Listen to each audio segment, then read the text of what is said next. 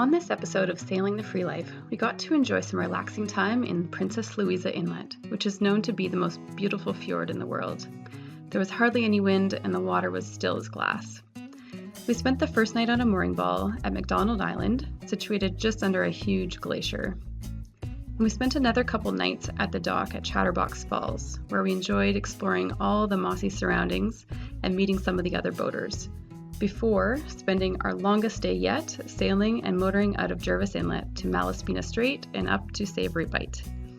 And Steve gets to try out his new crab trap and was quite proud that it actually worked. So what do you have there, Steve? First catch of crabs. And we caught 3 Dungeness crabs. Just pretty big guys. Yeah. Their body is as big as my hand. And now Steve is going to attempt to not get his fingers cut off. We need to confirm if they're male or female first. So, is that a male?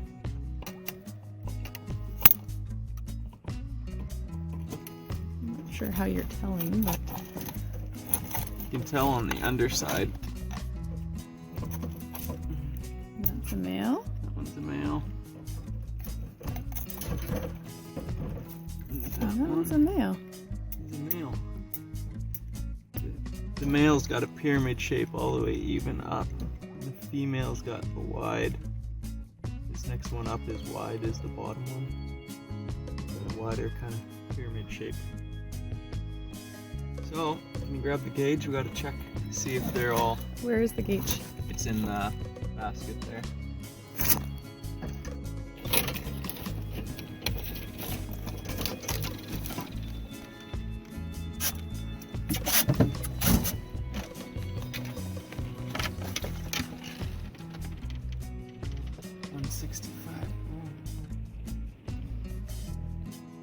Not quite legal.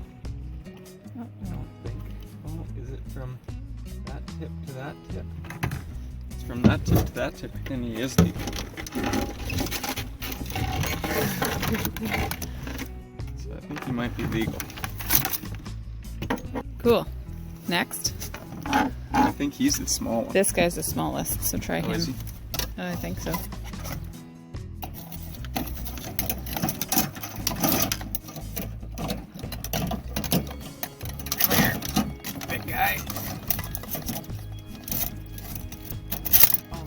On the cage.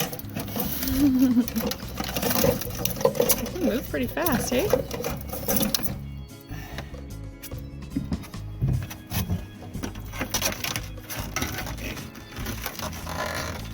Still. You're gonna have to hold on.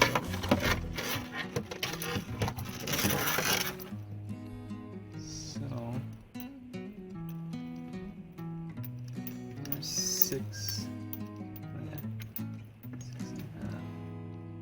Oh, he's legal too. Yeah. He's legal as well. And then this guy's definitely legal because he's a big one. Big Daddy.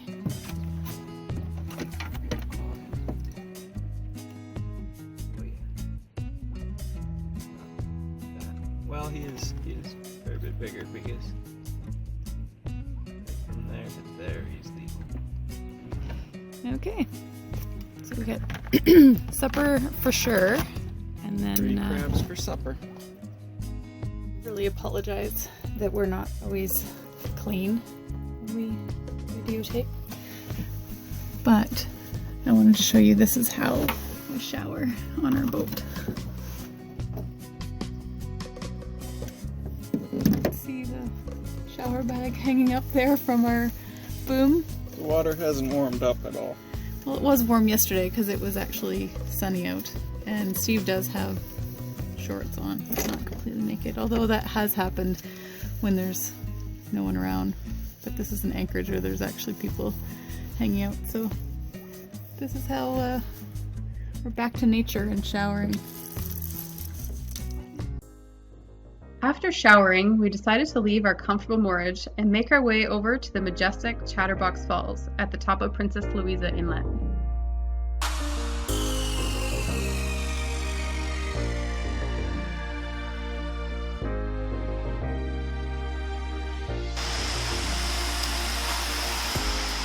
So we're walking up to see Chatterbox Falls for the first time. You can even hear me over the loudness of it.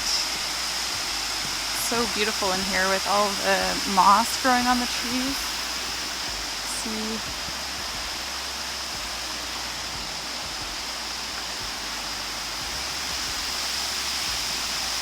With mist.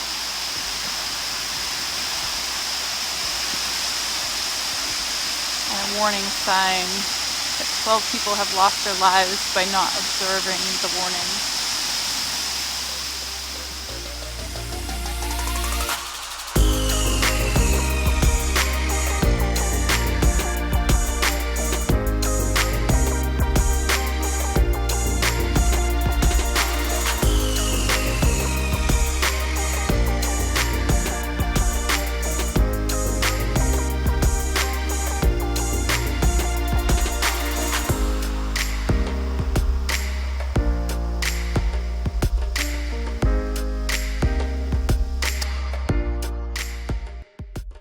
Chatterbox Falls was quite majestic, and even in September still had lots of water flow.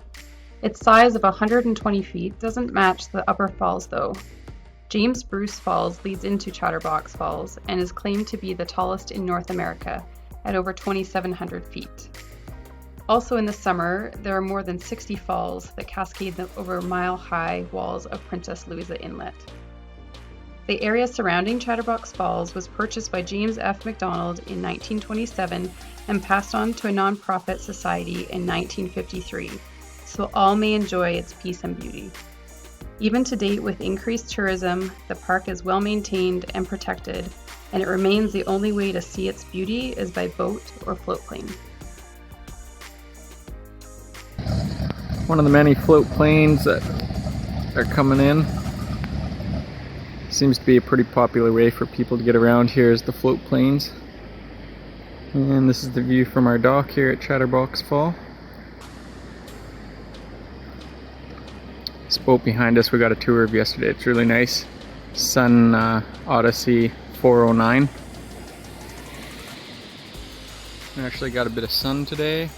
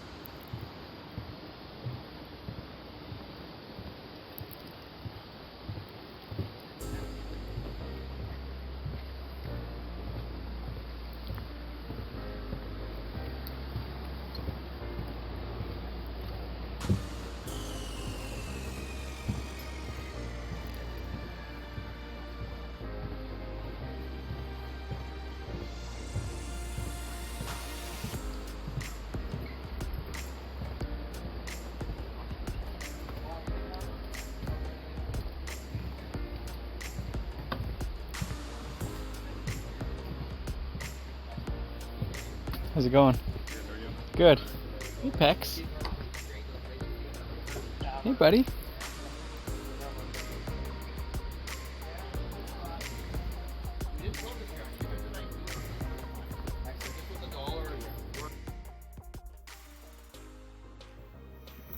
Here's our supper for the night. We've got freshly caught crab, and what's in the... Oh, some Brussels sprouts. Brussels sprouts. And some rice. Some rice. Allie poured some wine. I've got my Coors Light. And this is how Steve provides for me and our family. He catches us crab. Yes. Big talkers after we've only caught 3 crab. Yeah. We might But we only tomorrow. put the trap down twice, so that's pretty good. 3 crab. The first time we got skunked, but this time we did pretty good. That's about 3/4 of the crab we caught today, so we still got enough for a good feast tomorrow night. I'm kind of sad leaving this beautiful place. The sun's just starting to come over now. And we met some really cool friends here. The power vessel there at the end, I'm not sure how to pronounce their boat, Kumokaba or something. Yeah. But they're from near Seattle, and we just had some really good fun exploring with them the stars last night. They had a telescope, and it was good until the moon came up, but it was really cool. We got to see the moon just rise up over this mountain here. And I'm sure our paths will probably cross again. And we're heading out to try to get through Malibu Rapids before they become a rapid. And we have like probably less than 30 minutes to get there at this point, right? Lots of time. Okay, lots of time, says Captain Manty.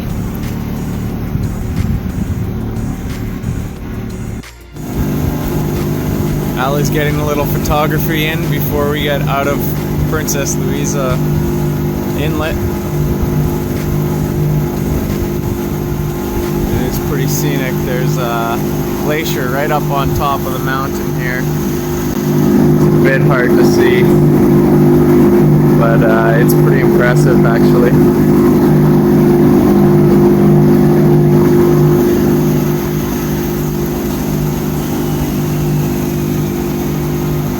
This is McDonald Island. We moored here the first night we came in.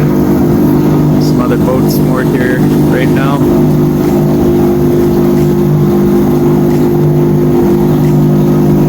And that's where we need to be in about 10 minutes exactly so that we hit the slack tide on the Malibu Rapids. Anyway, so this is where we kind of transverse through. It looks like there's nothing but rocks there, but there is a little bit of an opening. You'll see it shortly. And this can get up to 9 knots when the tide's coming in and out, which is why there's only a couple times a day you can actually come through here. Kind of sad we didn't get to see the rapids, but maybe another time.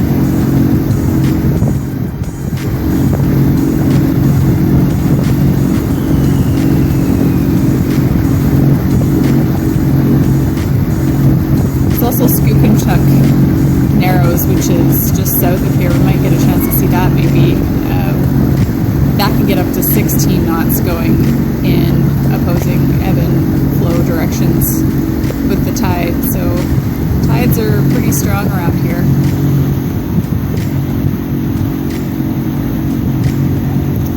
See the ripples in the water, even though it's supposedly current to it. Yeah. Feel the whirlpool of it. It's kind of crazy.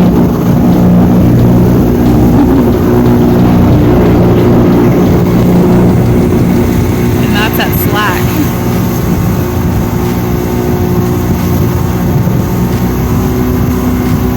Oh yeah, there's a hot tub. Should have gone here to warm up.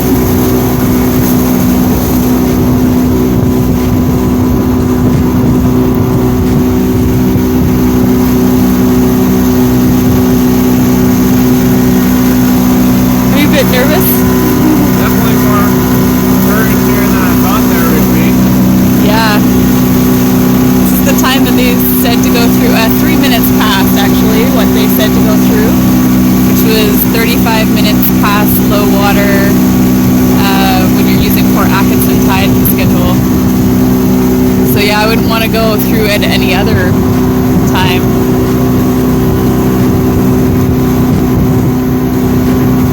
See the ripples starting in the water here. So this is the flood water coming back in. See see it's quite low. So this is the most drastic tide change that we have seen while in there. So I wonder if that probably plays a part.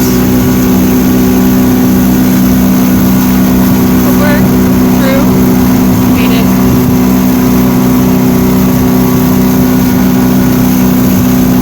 And now we're into Jervis Inlet.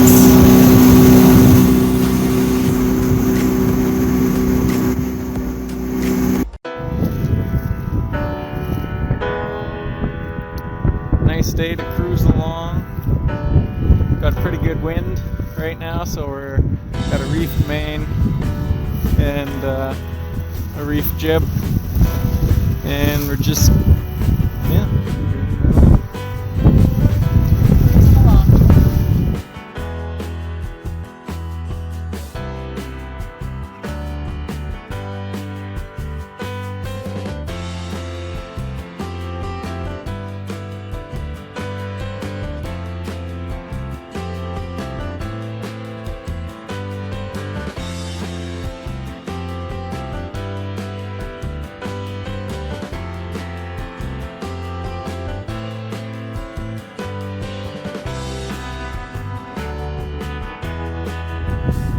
we're running pretty close to the wind, so our speed isn't the best, but we can run straight down this arm at least.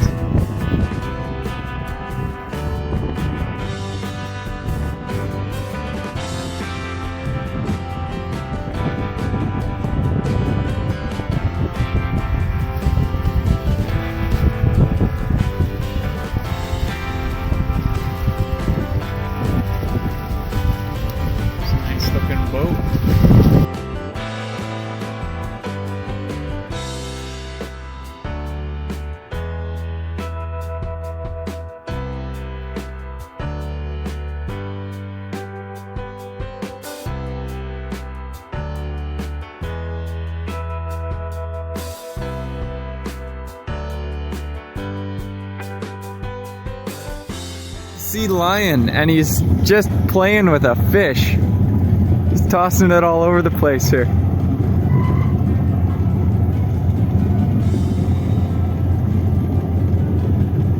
You can see him going through the water.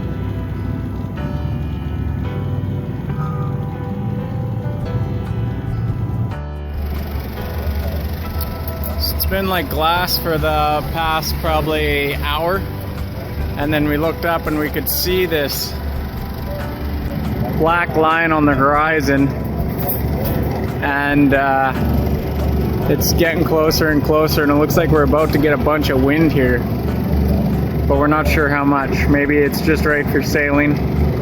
Let's hope.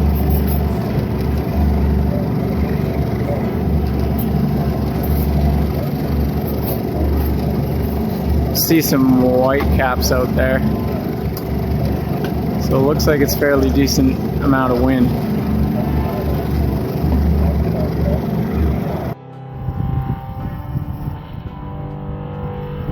Turns out we got our nice sailing wind back, so we've been sailing for the past couple hours now. See the ferries just leaving port there. Yeah. Allie's right. That's Sultry Bay, and he's going back to Egmont. That's the one that would wake us up at 6:30 in the morning.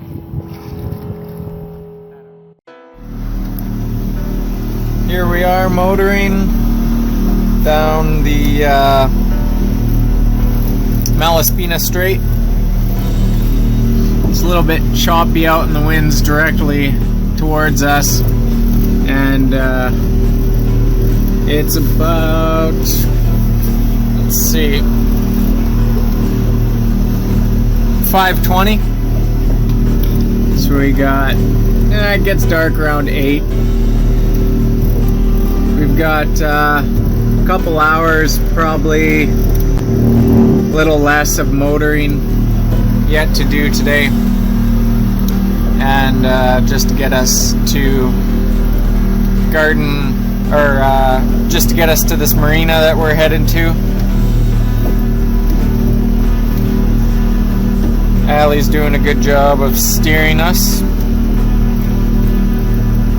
We're headed to Beach Gardens Resort and Marina, and they have $3 showers with no time limit, so we're looking forward to that.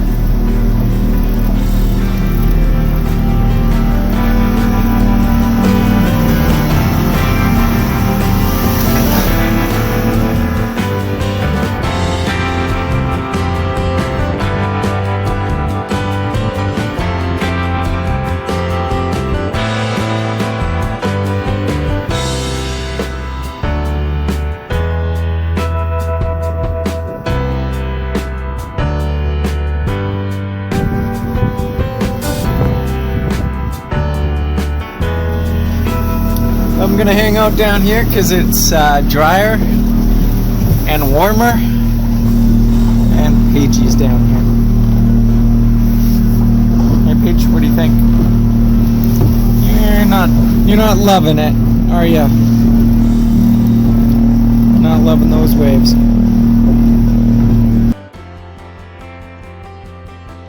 What a beautiful ending to a long day of sailing and motoring. Our longest trip yet, 110 kilometers. We're pushing hard to get up to the Sunshine Coast so we can begin our journey in Desolation Sound.